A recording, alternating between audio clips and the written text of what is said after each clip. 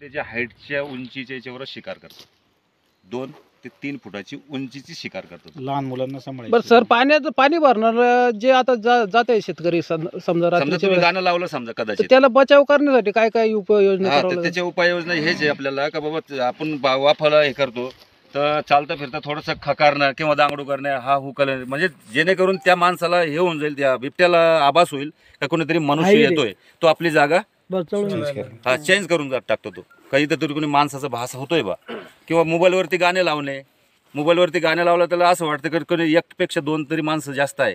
भजन वगैरे कीर्तन लावतात, जसं की 4-5 माणसाचा आवाज येतो ना त्या भजन गाण्यामध्ये, तर असं वाटतं की 4-5 माणसं येतो, तो आपली जागा दिशा चेंज करून घेतो. तो तर शक्यतो आपल्या जनावर याच्यावर अटॅक माणसावर करतच नाही तो, कारण तिची शिकार मी तुम्हाला पहिलेच बोललो की ते 2 ते 3 फुटाच्या अंतरावरती तिची शिकार राहते.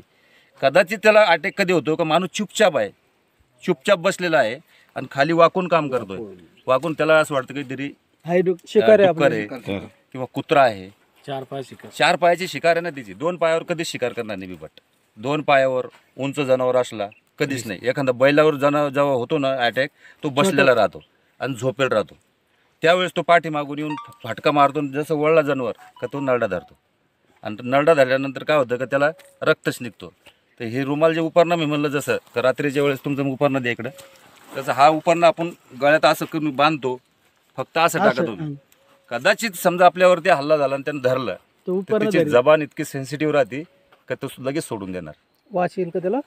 हे उपरण्यामुळे जबान कपड्याचा लगेच सोडून देतो. कारण आजपर्यंत जेवढ्या बी घटना झालेल्या आहे, ज्याच्या गळ्यात उपरणा, दुपट्टा, साडीचा पदर हे पूर्ण वाचलेले आहे.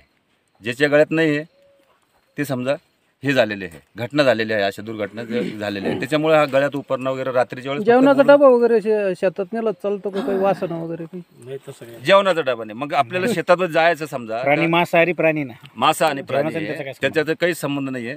दुसरी गोष्ट का तुम्ही शेतात समजा आपल्याला इथं नेहमी यावं लागतं, तर आपला टायर घ्यायचा, वेस्टेड टायर मोटरसायकलचा, आणि त्या टायराला थोडं तोडून घ्यायचं असं 4 बोटाचा, आणि त्याच्यामध्ये जिवंत आपल्या मिरच्या ज्या वाळलेल्या मिरच्या राहतात, लाल मिरची, त्या बुकटीने करायची, अख्ख्या मिरच्या भरायच्या त्याच्यामध्ये आणि एका साईडला लावून द्यायचं. म्हणजे ते कचवा अगरबत्ती सारखं जळत राहतो 1 ते 2 तास. त्याचा ठसका 1 ते 2 किलोमीटरमध्ये पसरतोय, आणि त्या पसरल्यामुळे तुमचे रानडुक्कर, हरणी येणं बंद होतात. कारण रानडुक्कर 5 किलोमीटरपासून शोषण क्रिया राहते रानडुकराची. म्हणजे आपण काहीतरी मक्का पेरली, काहीतरी पेरलं समजा, त्या वासाने ते रानडुकरं येतात, आणि रानडुकरामुळे काय होतं, हा पाठीमागं त्यांच्या शिकारीसाठी येतो, खाद्यासाठी. त्यांच्या रानडुक्कर किंवा कुत्रे, भटकी कुत्रे यांच्यासाठी हा शिकारीसाठी येतो, आणि त्याच्यामुळे तो जवळ येतो. आणि माणूस कदाचित कामाला लागला का खाली वाकून आलं की त्यावेळेसच अटॅक होतो. पण अटॅकच्या अगोदर बचाव, कारण तो वन्य प्राणी कितीतरी म्हणला तर मुक्क जनावर आहे, तो समजू शकत नाही.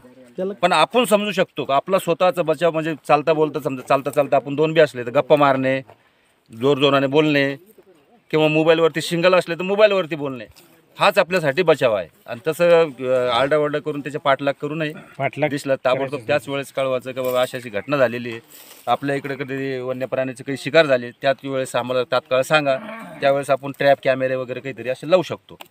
कारण पिंजरा लावले शक्य राहत नाही, कारण पिंजरा लावल्यानंतर नागपूरला त्याचा प्रस्ताव पाठवावा लागतं, आणि नागपूरला पाठवल्यानंतर तिथून जेव्हा परमिशन येईल, त्या ठिकाणी काय घटना झाल्या याच्यावर विचार केला जातो शासनाचा, आणि त्यावेळेसच ते आपल्याला परमिशन देतात. परमिशन दिलं तरी ते जोपर्यंत पिंजरा त्या ठिकाणी ठेवलेला आहे, शेतकरीला वावरता येत नाही, काम करता येत नाही. 1 किलोमीटरच्या अंतरापर्यंत तिथं मनुष्याला जाता येत नाही. आणि पिंजरा लावला आणि कदाचित त्या ठिकाणी काही घटना झाली, कारण पिंजरा लावताना आम्ही पूर्ण गावात दौंडी वगैरे याच्यामुळे सांगतो का त्या ठिकाणी क्षेत्रामध्ये पिंजरा लावलेला आहे, जाऊ नये.